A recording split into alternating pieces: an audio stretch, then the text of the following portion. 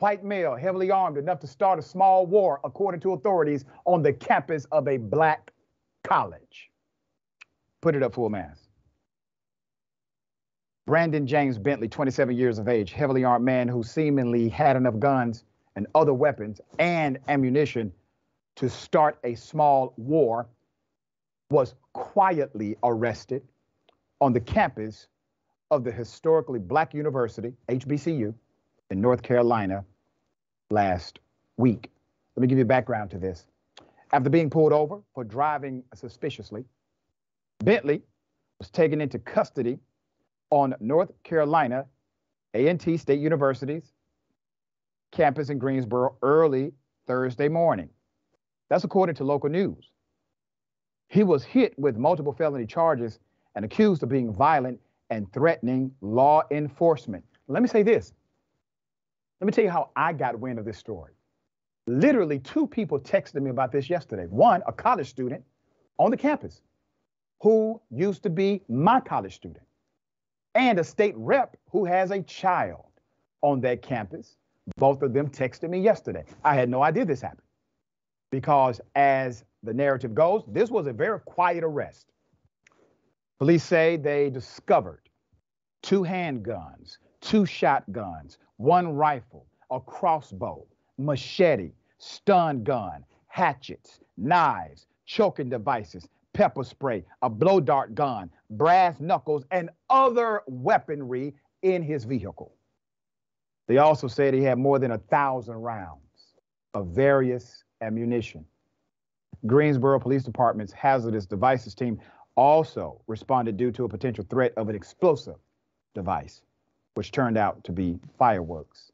Bentley was charged with the following: multiple weapons offenses, including firearm on educational property, explosive device on educational property, weapon on educational property, carrying a concealed weapon, driving with revoked license, and reckless driving. After appearing in court Thursday, Bentley was held on a $100,000 bond, banned from the campus. If he is bonded out, according to the bond release, he must stay away from any educational institution as part of his conditional release, according to Fox 8 News. Other incidents of threats against HBCUs. So Bentley's arrest comes more than a year after dozens of HBCUs were the targets of bomb threats. We covered that right here on Indisputable. In November, the FBI announced it planned to charge 1 juvenile with making racist threats against nearly 5 dozen HBCUs across the country. Full transparency, I'm an HBCU professor. One of my degrees is from an HBCU. I lecture at HBCUs all year. I remember when we were getting those threats, and I remember the emails and the requirement of us having to stay on high alert to increase security, to hire more security guards or officers to work more on shifts during the day. And then a juvenile was discovered to be at least partially responsible, according to the authorities, for some of the phone calls. Some people took a breath of relief. Not a big deal. Don't be so careful here. What happened on this campus was probably an element that saved the lives of many. Why was he there? Thankfully, he was caught. He was apprehended. But what if he wasn't caught and not apprehended? Do you think he was there just to cruise? Now, here's the other thing. He had all of this ammunition. He had all of these weapons. However, he's not on anybody's radar. You know why? Because he can buy as much ammunition as he chooses in America. He can buy as many guns as he chooses in America without a red flag. You can't transfer $10,000 from your bank without a red flag going to the FBI. But you can buy 10,000 guns and nothing happens. It's a damn shame. All right, hopefully we get more information. This is not connected to something else, but we shall see. Sharing thoughts here.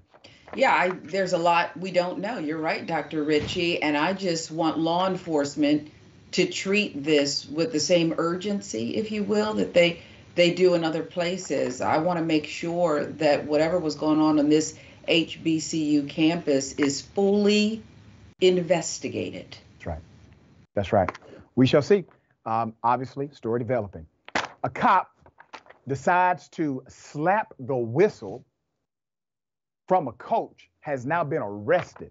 Let's put it up full mass. Sergeant, Michael Russell, a homicide investigator for the Jacksonville Sheriff's Office, has been arrested after he was accused of smacking a whistle from a referee's mouth at a children's soccer game. I want you to understand this. Look at him, okay?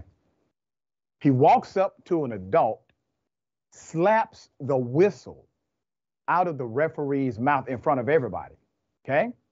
What do you think he has done to those he polices? What do you think he has done to those he arrested? If he's willing to do something like this in view of everyone. Sheriff T.K. Waters said Russell, 46 years of age, was booked Tuesday on a charge of battery on a sports official, also noting that he is the second Jacksonville police officer arrested this year alone. The case stems from a soccer game that Russell attended while off duty, out of uniform. This was on March 25th. A fight broke out between the teams, and the referee began blasting their whistles to break it up. That is when Russell walked onto the field toward the referee, hit him in the face, knocking the whistle out of his mouth, Waters said Tuesday. Russell was hired in 2008. He made sergeant December 28, 2019, according to records. He remains on the police force while his criminal charge is investigated, but he has been relieved of his homicide duties. Russell's arrest report indicates the incident occurred about noon on Saturday at the regional park. Several parents came onto the field during the fight. It says investigating officers found a photo and cell phone video of the incident. No alcohol was involved, the report says. Portions of the report were blacked out. So it was not clear whether Russell was related to any of the children playing soccer. After Russell's criminal case is decided, the sheriff's office will begin its administrative review. Randy Reeves, let's put him up. You see Randy? Randy is president of the Fraternal Order of Police. He says the union has faith that the investigation will be complete and thorough. Sergeant Russell is entitled to the same due process afforded every citizen and will have no further comment while that process occurs. That is correct. He has due process. Due process has nothing to do with him keeping his job. I promise you, if he worked, let's say, at a fast food restaurant and slapped somebody, he would not still be employed while due process takes place. Due process is a constitutional dynamic. That's going to happen. It is amazing to me that the standards of the police are routinely lower than the standards of any other job I've ever had in my natural life. There's no job I've ever had where I can walk up, slap somebody, and still be employed, even if for some reason I'm out of uniform, whatever the hell that means. You're a peace officer 25 hours. When you are sworn as a peace officer, you are a peace officer every day, no matter what. All right, share thoughts here. I think you're right. Even if you worked WWE and you were in the back hallway after your match, you'd probably be tossed out of there. Okay. Yeah. If it wasn't part of the skit, they would toss you out of there. Okay. He should have been gone. And what else do we not know about?